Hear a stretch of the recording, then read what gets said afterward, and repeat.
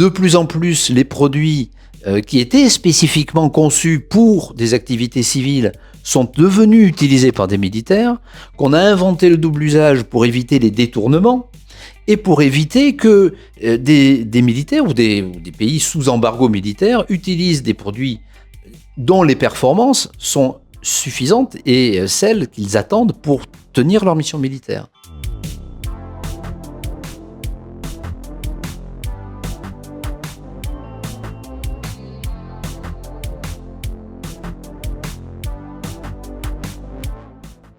Bonjour à tous et bienvenue à ce nouvel épisode du podcast de Space Avocat.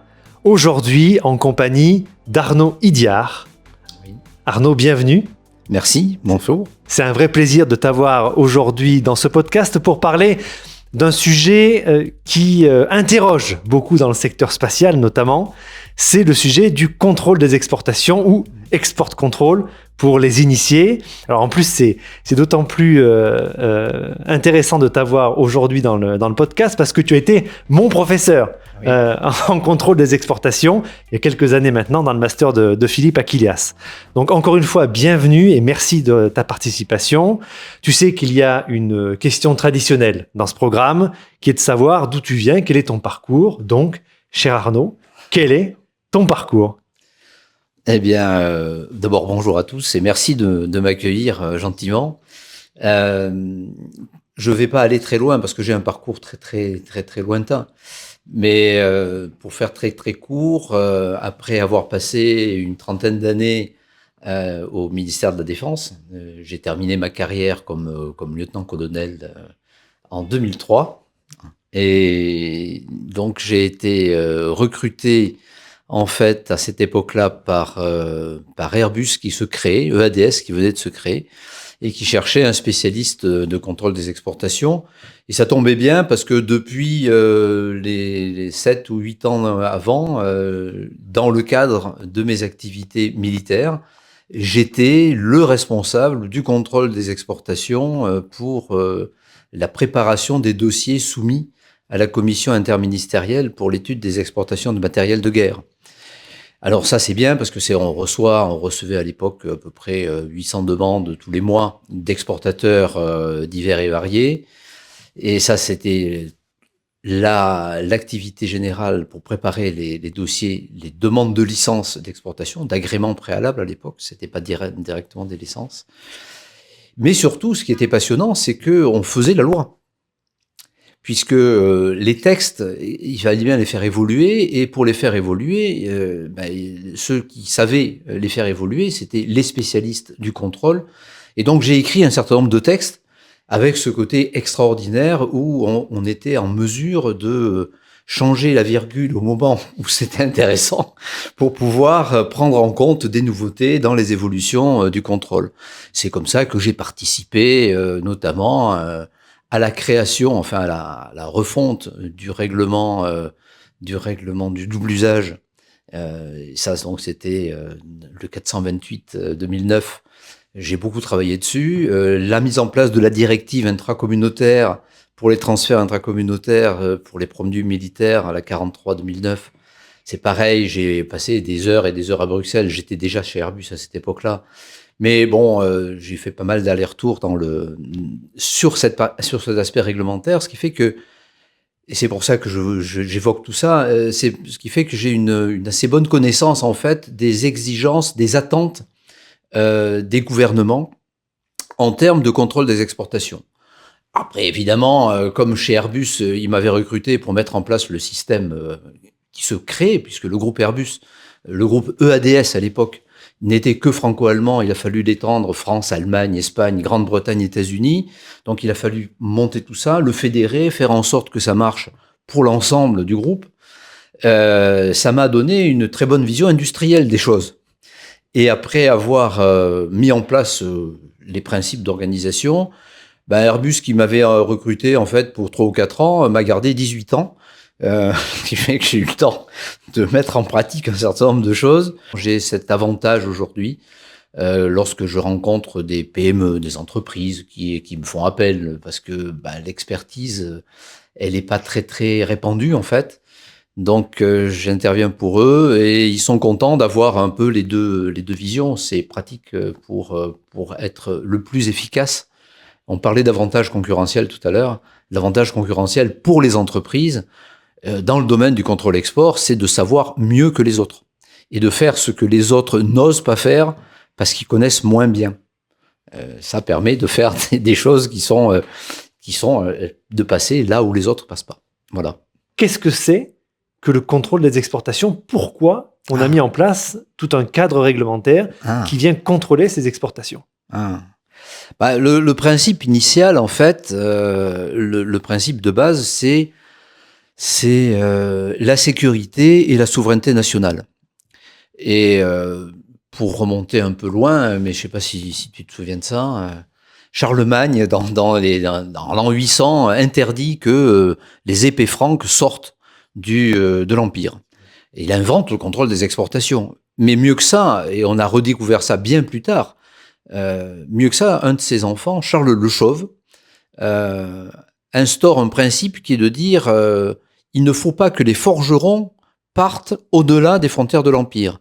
Parce que s'ils partent au-delà des frontières de l'Empire, ils vont savoir forger des épées à l'extérieur, et donc c'est même pas la peine que je restreigne les exportations depuis l'Empire. S'ils les font ailleurs, ils auront les armes les mêmes que nous. Et il invente en fait le contrôle des technologies. Parce qu'aujourd'hui, on fait pas autre chose que ça. On contrôle les gens, les cerveaux, le savoir-faire et les connaissances. Donc ça, c'est la base. C'est faire que on soit meilleur, qu'on ait des performances qui permettent de garantir la sécurité du pays et d'établir la souveraineté du pays. Et un point qui est très important à avoir en tête, surtout lorsqu'on demande des licences, lorsqu'on s'adresse à l'administration, c'est que vendre des armes, se positionner vis-à-vis de la communauté internationale comme un allié proche au point de donner des armes à d'autres pays, c'est une arme, c'est un moyen, c'est un soutien, c'est une preuve extraordinaire du soutien du pays vers l'autre. Et donc c'est un moyen très fort, un levier très fort de politique étrangère. Et c'est d'ailleurs, on a un peu tendance en France à pas relativiser les choses, mais aujourd'hui, la France, en termes de pouvoir et de souveraineté, se compare aux États-Unis, à la Russie, à l'Inde, à la Chine, qui sont des pays bien plus grands, alors que franchement, on est nous un tout petit pays. Mais on a les capacités, on a les mêmes capacités, les mêmes pouvoirs, la même dissuasion, la même performance. Les satellites d'observation français sont au même niveau, voire par moments supérieur au niveau des Américains. Nos sous-marins nucléaires lanceurs d'engins, c'est des systèmes qui aujourd'hui, dans les exercices de l'OTAN, sont redoutés de tous les partenaires et appréciés de tous les partenaires parce que leurs performances sont extrêmement fortes. Donc l'idée, c'est bien ça, le contrôle des exportations, c'est bien une position étatique, une position gouvernementale pour s'assurer qu'on garde la supériorité dont on a besoin et pour en faire un moyen de négociation, un moyen d'échange, un moyen de pression sur les autres États pour pouvoir parler d'égal à égal lorsque on a des choses à faire valoir. D'ailleurs, ça arrive assez fréquemment. Certaines décisions d'exportation, d'accord de licence ou de refus de licence sont complètement décorrélées de toutes les raisons militaires. On accepte de donner des armes ou de fournir des systèmes militaires si à côté on peut vendre de l'immobilier, des trains, etc. Ça fait partie de tout cet ensemble, de toute cette offre globale dans la compétitivité, dans la compétition internationale, que la France est en mesure d'apporter et qui fait le plus, en fait, qui va faire la petite cerise sur le grand gâteau, qui permettra de remporter le marché parce que on va offrir une capacité que les autres pays n'ont pas et qui, aujourd'hui, leur permettront d'avoir leur supériorité à elles et de leur indépendance, leur souveraineté, etc. et de se développer. Voilà. Donc finalement, le contrôle des exportations, c'est un peu la rencontre de l'industrie avec la raison d'État, ou en tout cas les grandes stratégies menées par l'État. Oui, alors ça c'est absolument vrai, parce que en gros, jusqu'à très très récemment, moi j'ai connu cette époque-là, quand je suis rentré, quand j'ai embrassé la carrière militaire, il n'y avait que des arsenaux. Alors pas tout à fait. Dassault existait, c'était le seul industriel à faire de l'armement en France. Globalement, dans les grandes entreprises, la direction technique des constructions navales faisait les bateaux, sous-marins et de surface. L'armée de terre, c'était la direction technique des armements terrestres, et ce qui est devenu le GIAT ensuite, et ce qui est devenu Nexter, et aujourd'hui qui continue à se développer dans un milieu complètement privé, et de plus en plus privé. Et effectivement, cette dimension industrielle, qui est une dimension qui n'était une dimension que militaire, que gouvernementale, elle est passée petit à petit dans les mains de l'industrie, et pour deux raisons en fait.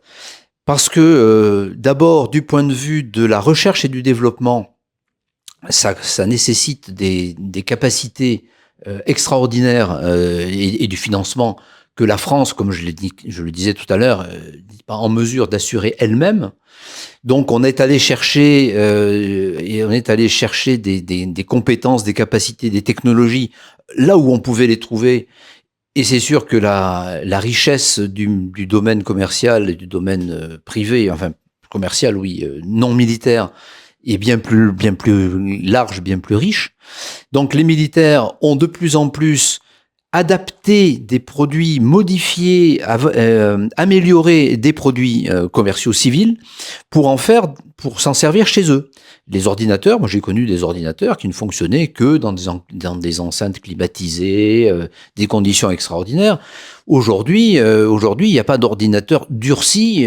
S'ils sont durcis, c'est vraiment parce qu'on a mis autour des coques pour les durcir. Mais toute l'électronique qui est dedans, c'est de l'électronique grand public qu'on a un petit peu amélioré à la marge pour le durcir, pour leur empêcher, pour permettre qu'ils résistent à des ondes électromagnétiques, à un certain nombre d'attaques. Mais le fond, et la majorité des choses, l'essentiel, ça reste de la technologie qui est de la technologie duale.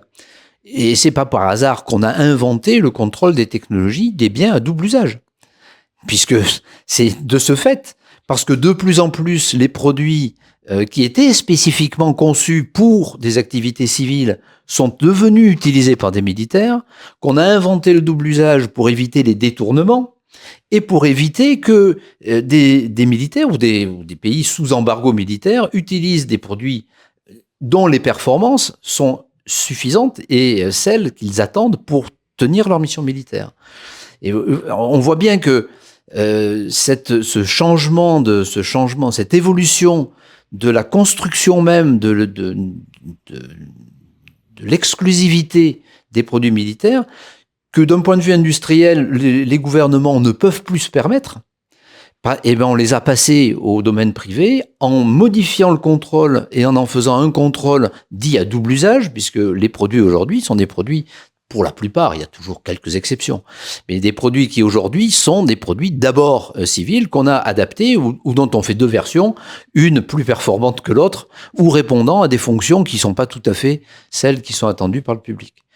Donc c'est effectivement cette connivence ou cette mixité, en fait, cette porosité entre le milieu militaire et le milieu commercial civil, eh bien, elle est de plus en plus large parce que ce sont les mêmes industriels qui ont la capacité, la connaissance, la technologie pour les faire. Alors je dis bien, il y a un certain nombre de choses qui sont un peu à la marge, à la marge, qui sont des technologies qui sont réellement duales et sur lesquelles les militaires ont le ravitaillement en vol aujourd'hui. En gros, ça n'intéresse que les militaires. Les contre-mesures électroniques pour lutter contre les brouillages, etc., ça n'intéresse que les militaires. Et en tout cas, ils se les réservent. Même si ça pouvait intéresser les autres, ils se les réservent pour eux. Donc ça, c'est ce qui fait la différence. Mais le fond, c'est que on a trouvé à cause de ces technologies qui sont la capacité de réaliser ce dont on a vraiment besoin, qu'on adapte pour les besoins de la mission, on les trouve d'abord dans le domaine civil et on les transpose aux militaires aujourd'hui. Tu sais, ici, on parle beaucoup d'espace. Ah et les activités spatiales, elles sont aussi soumises au contrôle des exportations. Ouais. Tu parlais également de la notion de technologie duale. Ouais.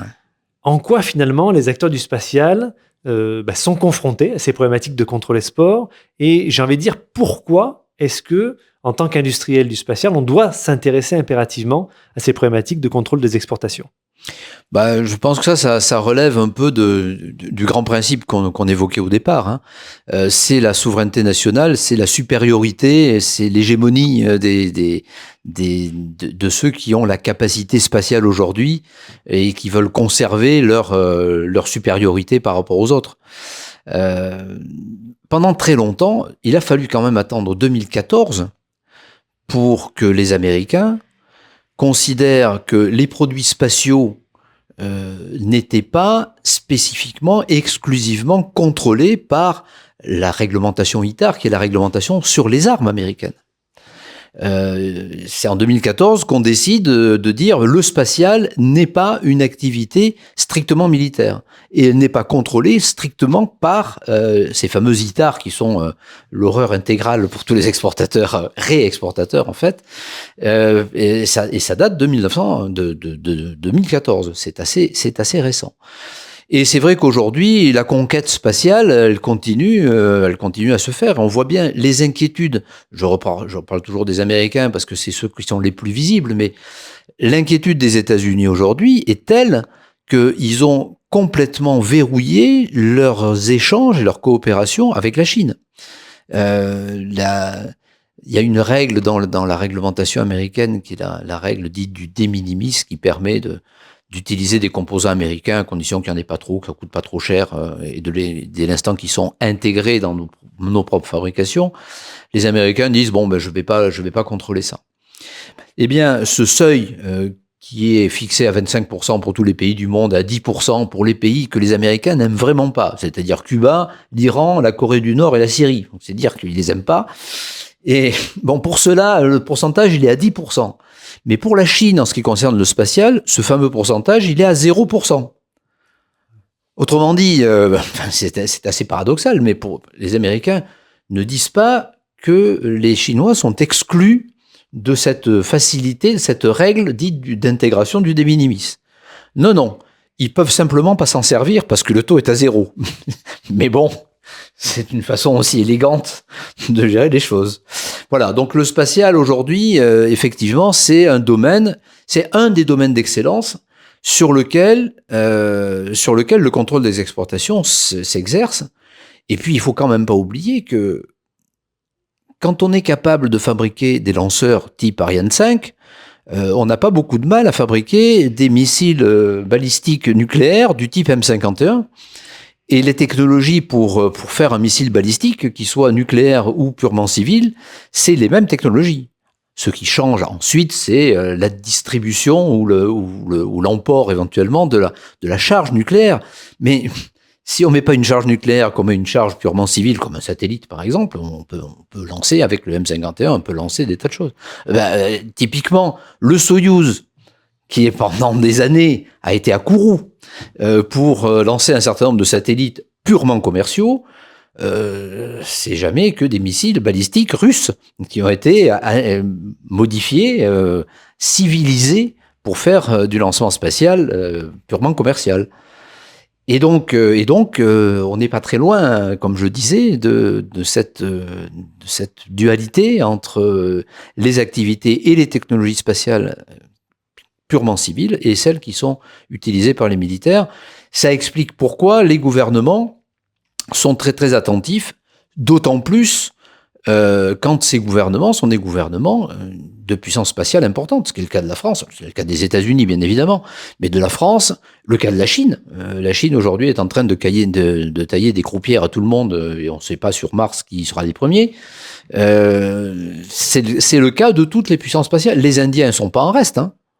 La Corée du Nord, oui, et la Corée du Sud aussi, est une puissance spatiale aujourd'hui importante. Les Japonais, les Italiens, tout le monde considère, a bien noté que à travers cette technologie, on a le moyen d'exercer sa souveraineté, de garantir sa supériorité et de peser dans le concert international.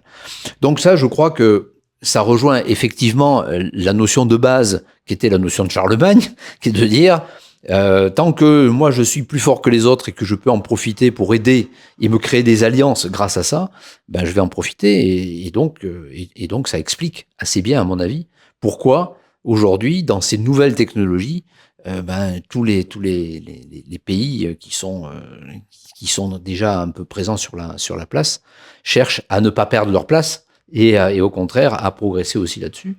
On va en voir d'autres, hein, les ordinateurs quantiques dont on commence à parler.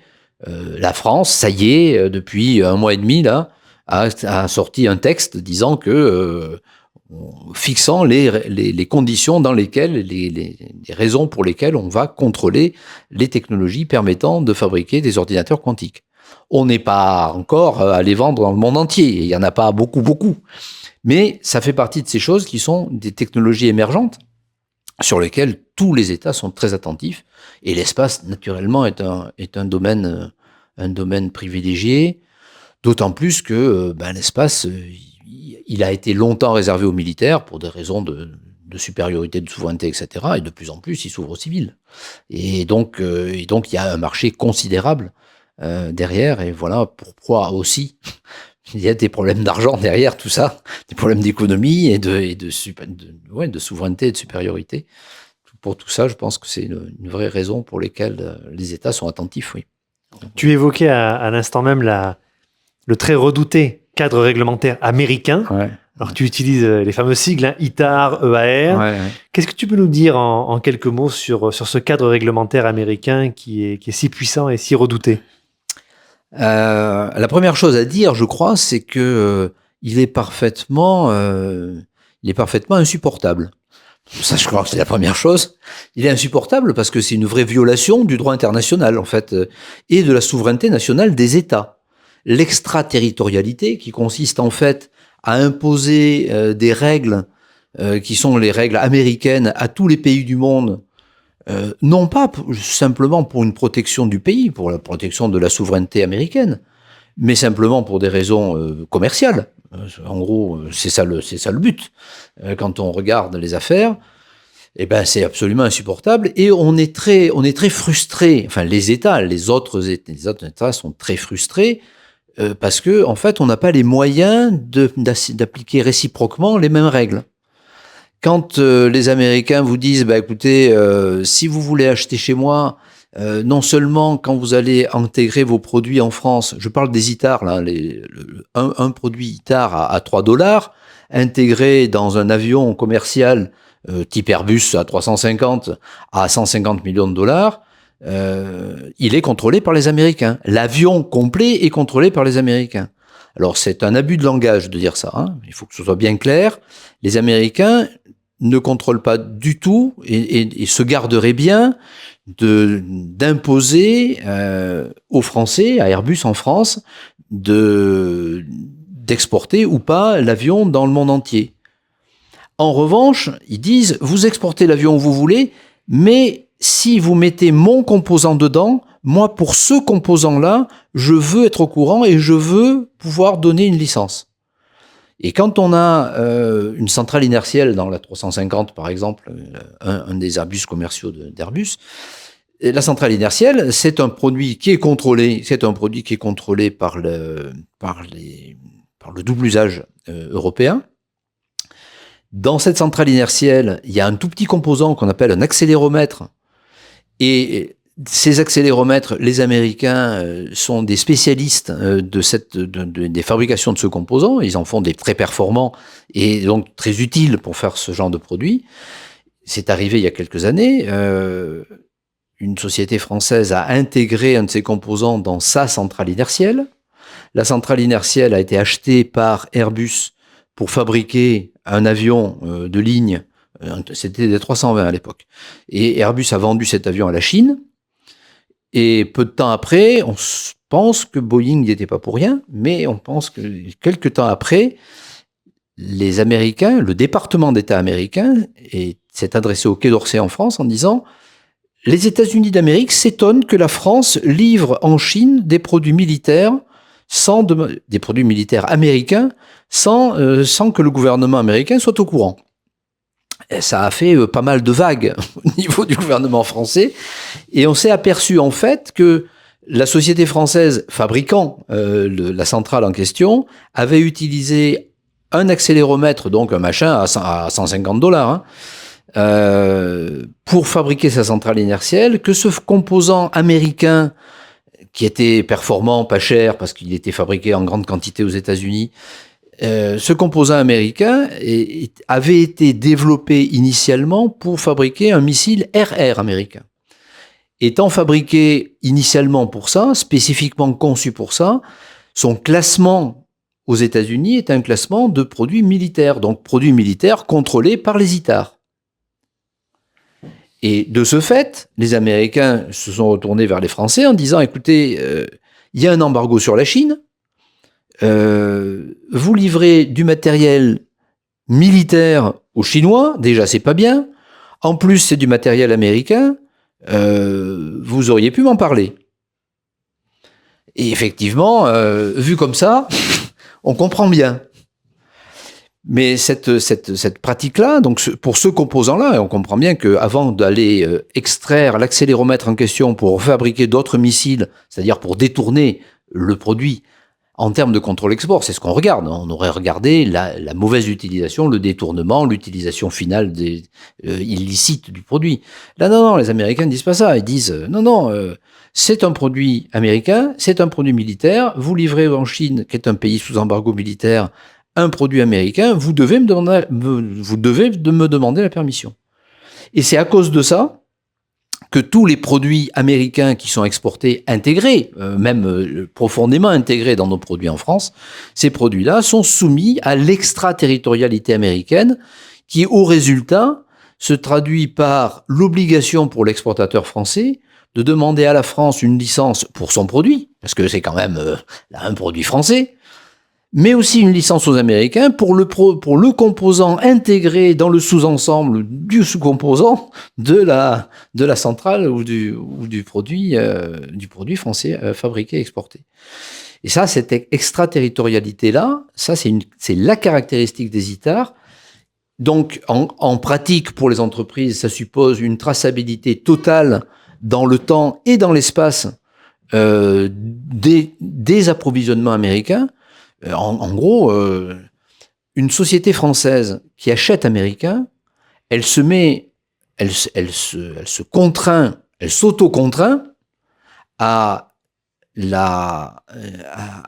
au bon vouloir des autorités américaines pour toute exportation de tout ce qu'elle va fabriquer et dans lequel il y aura cette valeur ajoutée américaine. Et là, je parle de matériel, mais c'est vrai pour le logiciel, c'est vrai pour la technologie, hein. Ce qui compte, c'est la valeur ajoutée américaine. Et quand c'est de la valeur ajoutée militaire, cette valeur ajoutée, elle va polluer, empoisonner, en tout cas marquer le produit français fabriqué grâce à ça, et donner la possibilité aux Américains de venir exiger de donner un accord qui va être lié à sa position à lui ou à elle, aux États-Unis, là, pour exporter le produit. Ce qui est vrai pour le matériel est vrai également pour le savoir-faire, pour la technologie. Prenons un ingénieur français.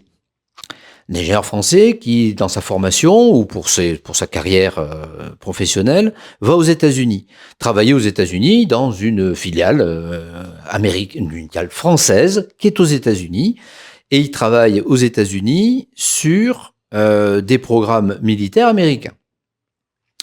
Il travaille aux États-Unis sur des programmes américains et comme il travaille aux États-Unis, il est titulaire d'une green card, c'est-à-dire d'un permis de travail, en fait, qui lui simplifie la vie, qui fait qu'il est considéré comme citoyen américain.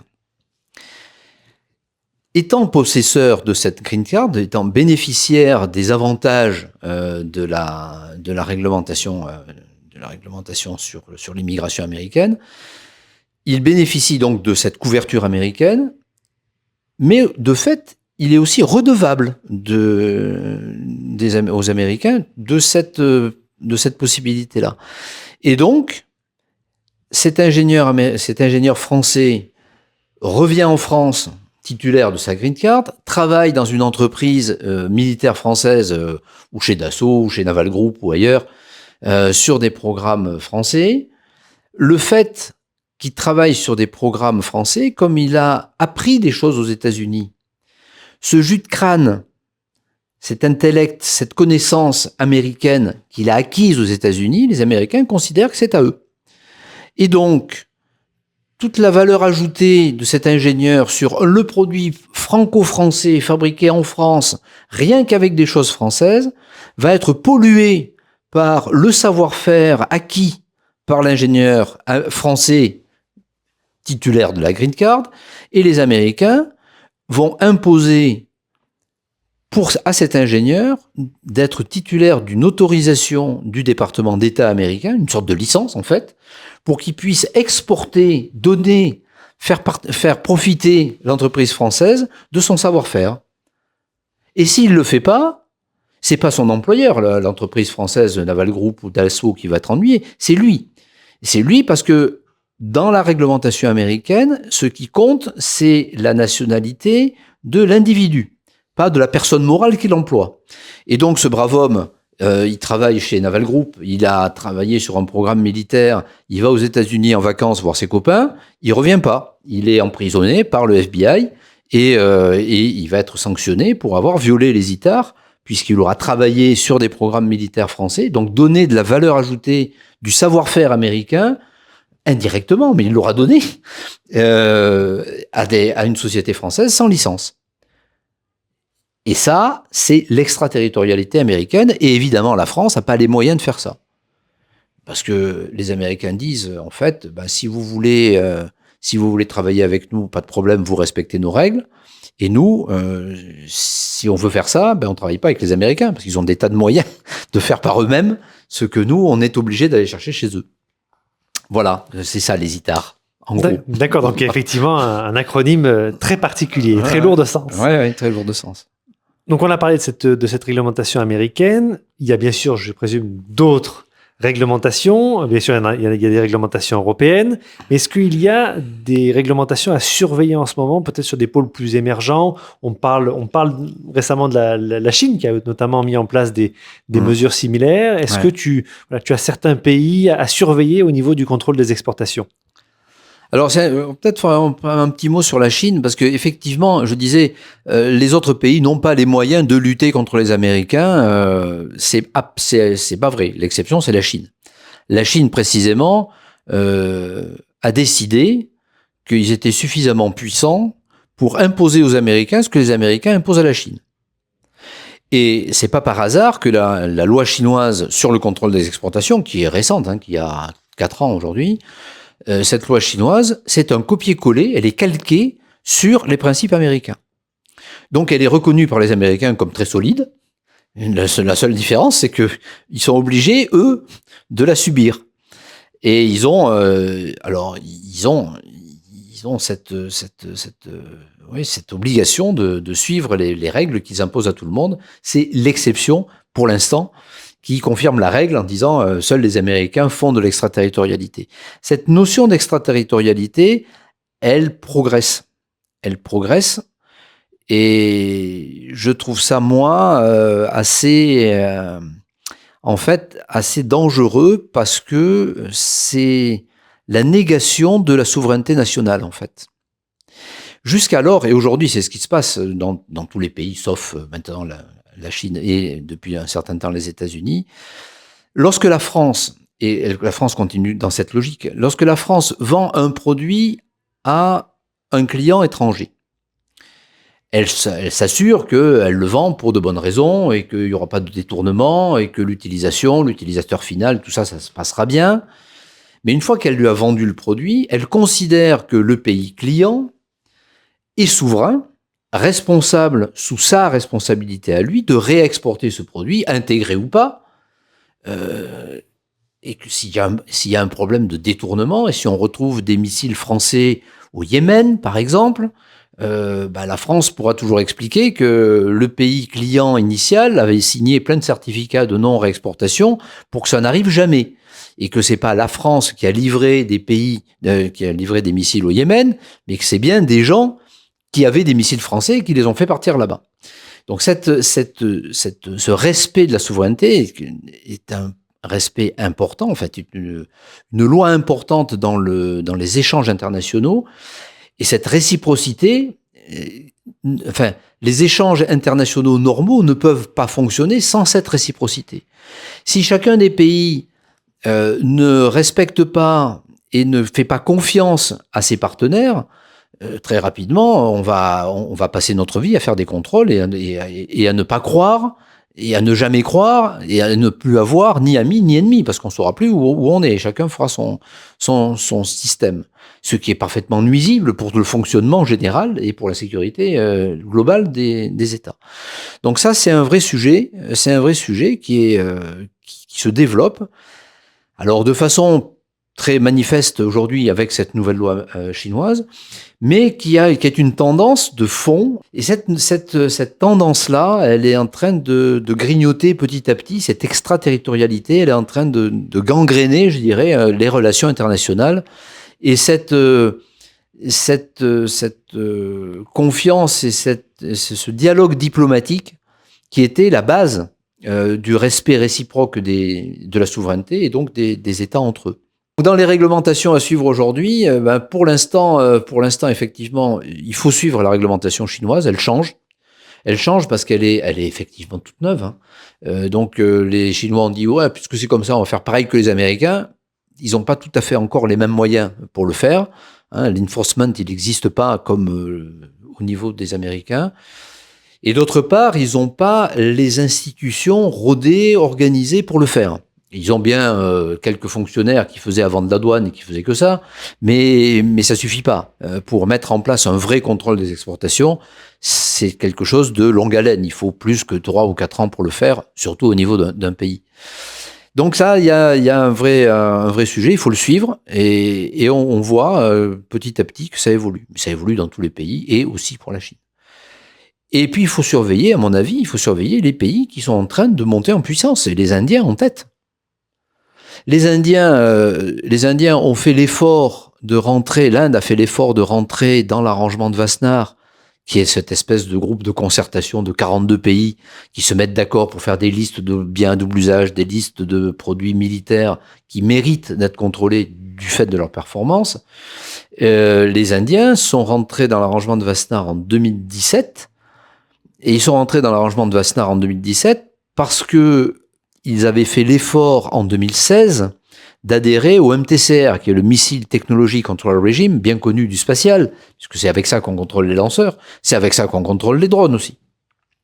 Et donc, ils ont fait l'effort pour pouvoir obtenir des drones de surveillance et des drones armés américains. Ils ont fait l'effort de rentrer au MTCR, parce que ce régime prévoit que les échanges de matériel, mais surtout de technologie, pour fabriquer des lanceurs, fabriquer des drones armés, c'est réservé aux membres du club. Il y en a 35 aujourd'hui. Ils étaient 34 et ça a fait 35 avec l'Inde. Mais pour que les Américains puissent vendre leurs drones armés aux Indiens, ils ont été obligés d'aider les Indiens à se mettre à niveau réglementaire pour pouvoir rentrer dans le club fermé du MTCR. Et une fois que les Indiens ont eu fait cet effort, ils n'ont pas eu trop de mal à rajouter les 2-3 trucs supplémentaires pour gérer les armes conventionnelles et pour rentrer dans l'arrangement de Wassenaar. Donc ça, ce groupe de pays-là fait que tous les développements de réglementation export control, il faut les surveiller dans les émergents et dans ceux qui montent en puissance. Et dans ceux qui montent en puissance, il y a notamment les Indiens. Aujourd'hui, ils ne nous embêtent pas, ils ont une réglementation qui est reconnue, carrée par l'ensemble des membres et de Wassenaar et du MTCR et d'autres groupes de concertation. Donc on n'a pas trop de problèmes avec eux. Mais je pense qu'ils vont durcir leur réglementation du fait de leur montée en puissance et de leur développement d'activités militaires, et ils sont en train de monter très largement dans leurs activités militaires. Si on revient aux industriels, aux acteurs des différents secteurs et notamment du spatial, et pour conclure cet entretien, quels seraient pour toi les grands points d'attention pour un chef d'entreprise, les grands points d'attention à considérer dans le cadre des activités et relativement au contrôle des exportations? Je pense que la première chose, c'est de connaître ses produits. Parce que connaître son produit, ça suppose de savoir ce qu'on a mis dedans pour le fabriquer. Et on est dans la problématique qu'on évoquait des ITAR en particulier. Et puis de connaître les performances du produit, parce que en fonction des performances de ce produit, les listes dont on parlait de Wassenaar en particulier, qui sont des listes fondées sur des critères techniques de performance, vont faire que le produit sera suffisamment performant pour être contrôlé, pour mériter l'attention de contrôle des États. Donc là, moi je crois que la première chose à faire pour un chef d'entreprise qui aujourd'hui veut travailler à l'international, c'est d'abord de s'intéresser de très près à ce qu'il fabrique et à savoir ce qu'il y a dans ses fabrications, c'est-à-dire le classement de ses approvisionnements et le classement des produits qu'il fabrique, de façon à ce qu'il puisse les exporter sans surprise et qu'il se fasse pas rattraper par la patrouille ou par l'extraterritorialité américaine ou par les autorités nationales du pays dans lequel depuis lequel il va exporter. Voilà, ça je crois que c'est vraiment la première chose à faire, c'est absolument fondamental. Après le reste, ça consiste à être vigilant sur les relations, sur les circuits commerciaux, sur les relations avec les partenaires. Avec ces partenaires, soit pour les achats, soit pour les ventes, puisque en gros, l'exportateur, c'est un grand principe général, hein, l'exportateur est responsable de ce qu'il exporte au moment où il exporte. Donc, un produit qui n'était pas contrôlé il y a 5 ans et qui le devient aujourd'hui, si l'exportateur français ne s'était pas tenu au courant des évolutions du classement du produit, il va l'exporter sans licence alors qu'il lui en faudrait une. Et ça, c'est un vrai sujet. Et donc, ça suppose une veille réglementaire, une attention sur ces domaines de contrôle des exportations. En tout cas, c'est extrêmement intéressant et je tiens à te remercier encore une fois d'avoir participé à ce podcast. Et le contrôle des exportations, c'est un sujet extrêmement dense, extrêmement lourd pour les industries, mais effectivement, c'est un peu la lueur d'espoir. C'est qu'une fois que c'est maîtrisé et qu'il y a un vrai process au sein de l'industrie, eh bien, ça peut se transformer en avantage concurrentiel et aider la performance de l'entreprise à l'international. Bien sûr. Arnaud, encore une fois, un grand merci. C'est moi. Écoute, à très bientôt. J'espère. Voilà. À bientôt. Bientôt.